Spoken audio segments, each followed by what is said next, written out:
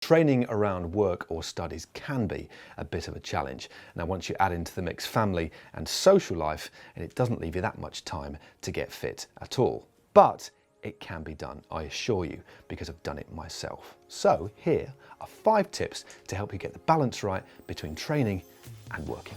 As a guide, this is a typical week's training when I was working full-time in the police and also racing at a pretty high level as well. So on Monday would be, for me, a bit of a recovery day, nice easy ride to work, nice and simple. Tuesday, 1 hour hard with 3 or 4 hill reps. Wednesday, an hour with 10 10-second sprints, really great to help with your explosive power. Thursday, I generally jump on the turbo trainer for some intervals or like a threshold session to very, very high intensity. Friday would be a rest day, so it'd either be a recovery ride or no riding at all.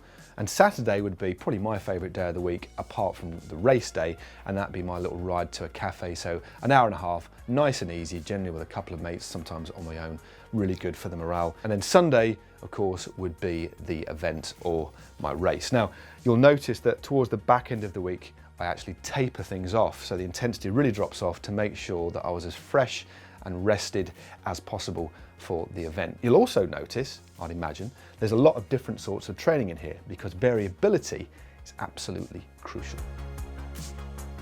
The exact nature or the specificity of the type of training you do will depend, of course, on your objectives, but be sure to try and mix things up. This will be of benefit not only physically, but also psychologically, and will avoid you getting stuck in a rut. My take on training was to essentially deconstruct the key elements of road cycling and work on them individually throughout the week. So take, for example, sprints, hill reps, threshold sessions, and intervals. Now, the endurance side of things was generally taken care of because I've been riding for so long and I had a good base. But essentially, I'd use the weekend's race as my endurance ride. But if you don't race or do an event each week, then the weekend does provide a good opportunity for a longer endurance-based ride of between 3 or 4 hours, or longer if you wish. Taking into account all of our physiological differences and abilities, and regardless of your aims and ambitions, if you train smarter, you will get fitter. So rather than just aimlessly riding your bike without any real focus, although from time to time that can actually be quite enjoyable, try and make sure that every single session counted. I actually managed to keep the same level of fitness when I was working full-time compared to when I was a full-time professional, simply because my training was of far higher quality. There simply were no dead miles, so to speak.